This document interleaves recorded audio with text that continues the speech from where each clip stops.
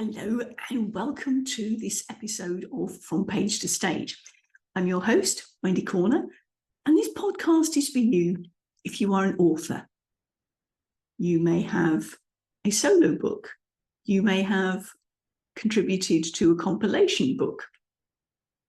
You may have a fiction book. You may have poetry. If you're an entrepreneur, you are an author. Because let's face it, you've probably got a blog, and if you haven't got a blog, you're on socials, and all your social media posts are you being published. So that's just about covered everyone, hasn't it? Now, that's the author bit. That's the page bit.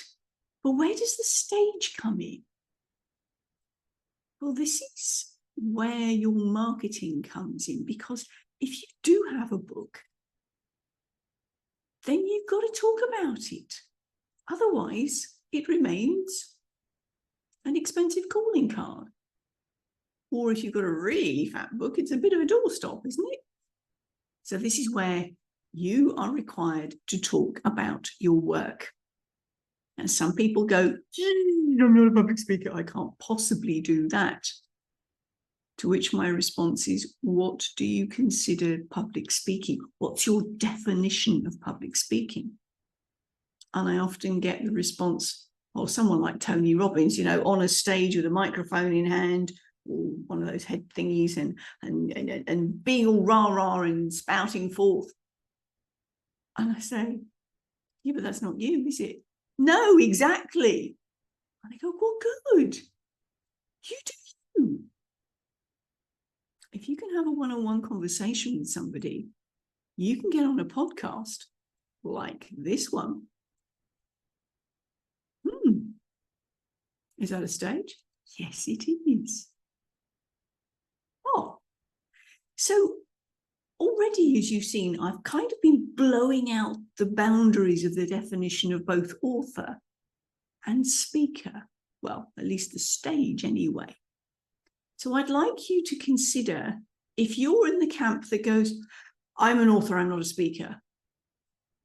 It's not an either or. It's a both and. So I'd like to invite you to come and join us on this journey on From Page to Stage. Now, you may have noticed I'm flying solo today. No guest. I thought I would put out a special edition. I'm interviewing me because I too am going from page to stage. I have 2 chapters in multi-author books that came out last year. Next year, I will be producing my own solo book. And that's what I'm doing a fair amount of data collection on at the moment. Now, if you've been following me on other socials, you'll see the hashtag 20 kilos life plastered all over the place. That's because that is the title of my book, My Life with 20 Kilos. What's that about then, Wendy? Well, that's a good question. Okay, I'm going to give you a sneak preview into what this book's about, because I believe we're triune beings, body, mind, and spirit. So this is about, what do you need to live an abundant life? What can you do without?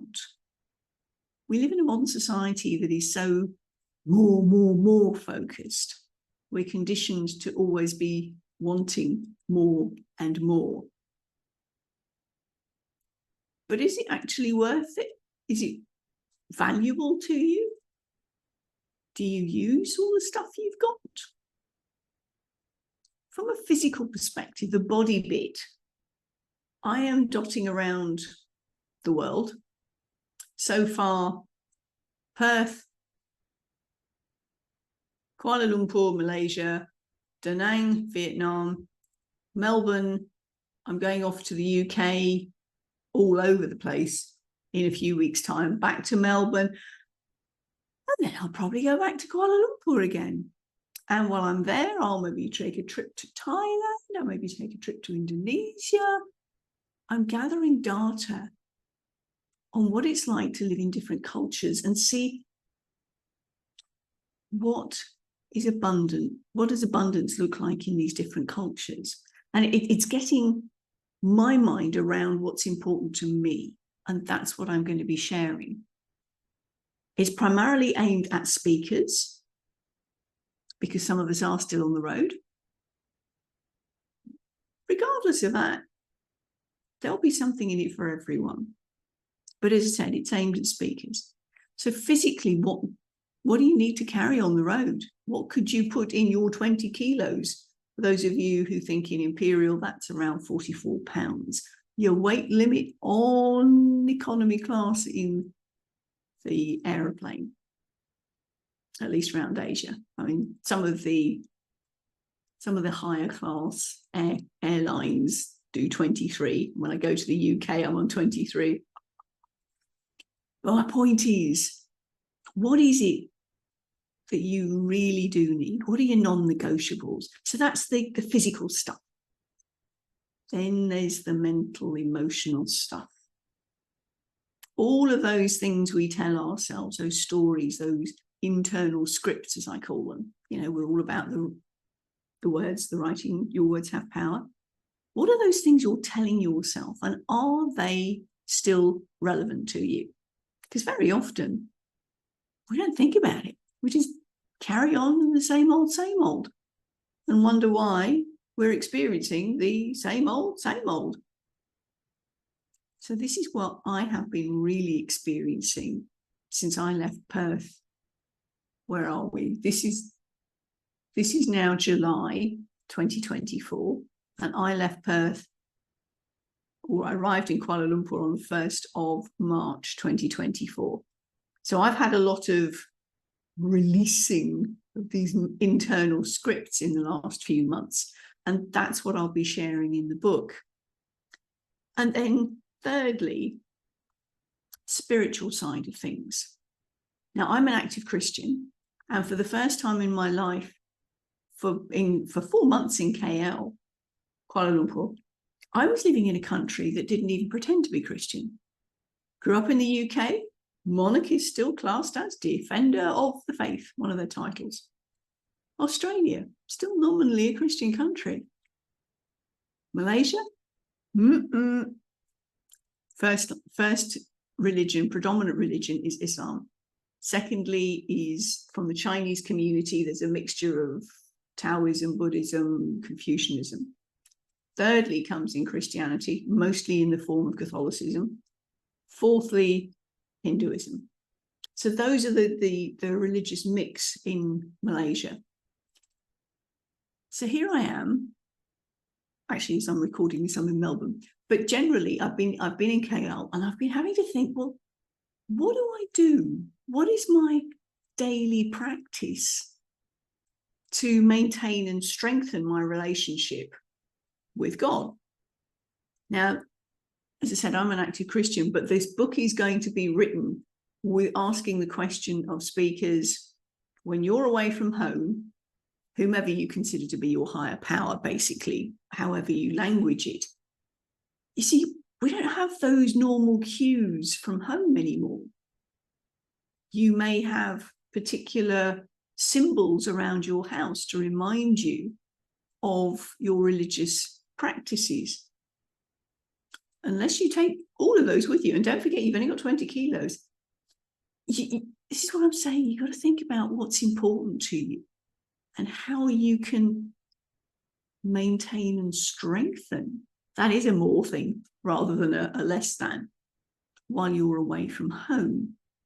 So that's the premise of the book. So I've given you a pretty big sneak preview of what's coming up next year.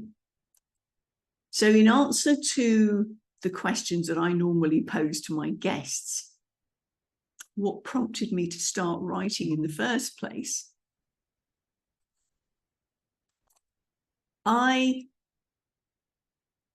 was gifted a chapter in a book, in a multi-author book. So that was my first exploration of writing. No, my first exploration of recently published official writing. I've been writing creatively since I was quite little. But that's what got me going more recently into the book world, as it were. And then last year we curated the Mad book, Making a Difference, Ways to Magnify Abundance, Vitality and Freedom. In fact, let me show you these two books. First one is this one, The Awakened Feminine. Ooh, there we go. Second one, Making a Difference. Oh, I'm going to put in a photograph of them on the show notes. So those two books came out in 2023. I have the privilege of being included in a compilation book coming out later on in the year with a foreword from the late Bob Proctor. So that will be the 2024 contribution. And then next year, as I said, I've got my solo work coming out. In answer to the question I usually ask about, well, how long have you been speaking? Many of you will know my background is in speech pathology. So I've been involved in communication for a very long time. As a small child, I used to teach my dollies and teddies. I had that so well modeled. My mother was a teacher. So I've always been in the communication thing. As a kid, I actually developed my own language to have some fun quietly with friends so that the adults couldn't understand what we were talking about. Good fun, huh? So that's what I've been doing all of my life in terms of the speaking stuff.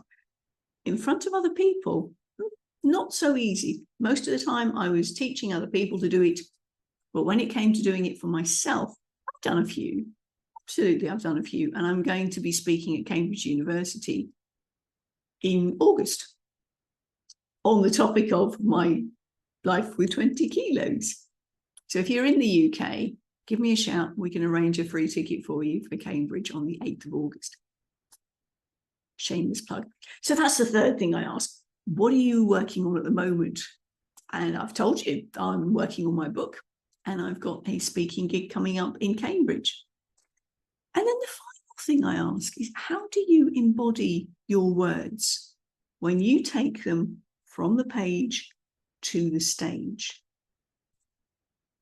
Well, right now, I am quite literally living my book. I do have a bag with quite literally 20 kilos weight limit. Even this morning, I had the joy of meeting up with another author who handed me a copy of their book. And I had to say, would I be able to get a Kindle version, please? Because books weigh, and I've got 20 kilos. And believe me, I'm almost down to the gram. Last time I was about 10 grams over. One of the local Asian carriers will charge you if you're 1 kilo over. So this is what I'm saying. What's important? So I am embodying my whole book because this is what I'm living at the moment. I've also set up a Facebook page and an Instagram page, My Life with 20 Kilos. You'll see those hashtags all over the place with my Facebook and my Instagram channels because I'm drawing people in. I'm building a community ahead of publishing the book next year. So this is all very strategic. And those of you who are authors and maybe haven't got to the stage yet, those of you who are thinking about becoming authors, the marketing strategy, the publicity bit starts right at the beginning. You've made the decision to write a book. Let the world know. Get them excited. Get yourself excited. It also counts as an accountability situation for you as well. You're going to get it done, aren't you? You told the world, so you are going to get it done because you don't want to lose face. So how do I embody my words when I take them from page to stage? I'm literally living my new title, my new work as I'm going, because I'm writing it as I'm living it. And then once it's written, I will be taking it on stage. I've got my own podcast, From Page to Stage. I appear on other podcasts. Mostly for this one will be aimed at authors and speakers. As you've already heard, I speak in person, I speak on virtual summits. So all of these are avenues for you authors to get out and publicize your work. Talk about it. Don't let your book do the big explosion on the day of launch and then it peters out. No. Keep it going. Are there ways that you can come up with that are different to keep your audience interested? Maybe you can, when you've got the first manuscript done, drip feed onto your socials a chapter. Want to know more? Here comes the book. Things like that you can keep your audience interested, keep your readers going, when's this book coming out? You want to get people excited and share it as well. And then, as I said, it's a case of keeping it going so that it's not a big explosion and then it peters out. Let's keep that going so that you continue to make a difference in the world and spread your message for as long as that book is credible, which let's face it, it always will be. Who's your target audience? You know all of this. But how do I embody my words? How do I take them from page to stage? I'm living it. I'm modeling it for other people. So I invite you to consider, how are you embodying the words from your page and in the stage of life? And then you can do it from a speaking stage, be that podcast, virtual summit, in-person stage, however you feel called to share. Facebook Lives, that's another one. Interviews on socials, TV appearances, radio appearances. All of these are part and parcel of sharing your important message coming from your book. I trust this has been of help to you. As I say, today's was a different form of podcast because you may not know much about me. I've kind of launched this straight off with a bit of an assumption that you know who I am. But I trust that you've got a bit more of a clue now. Communication has always been important to me. Talking. Got sent out of class for talking during school, yeah? Are you surprised? I qualified as a speech pathologist and worked in that realm for rather a long time in England, Scotland, and Australia. So communication, as I said, has always been part of my life, my experience, my joy, my passion. And that's what I've loved to share with you today. And that's how I take my work from page to stage. Information will be in the show notes as to those two books that I've got out, how you can apply to be on this podcast as a guest, whether you have already done your page and stage to inspire other people, or whether you've done the page or you're in the process of doing the page and you want to talk about your work, then we can get you onto this stage to start with and see how we can't expand your speaking work. For now, though, bye from me.